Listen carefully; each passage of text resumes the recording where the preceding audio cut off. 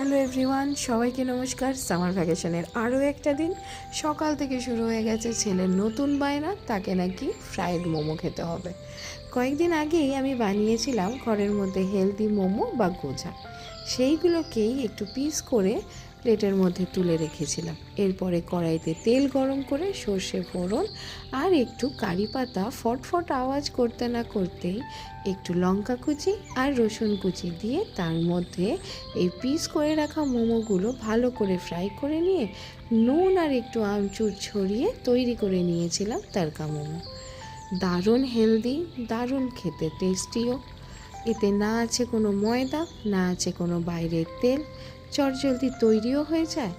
আর সব থেকে বড় কথা, যখন বানানোর শেষে একটুখানি মুখে দিয়ে ছেলে যখন একটা সুন্দর স্মাইল দিয়ে বলে, দারুণ খেতে হয়েছে মাম্মি, এর থেকে বড় গিফট আর কোনো হয় না। তাই একবার ট্রাই করে দেখতেই পারেন এটা।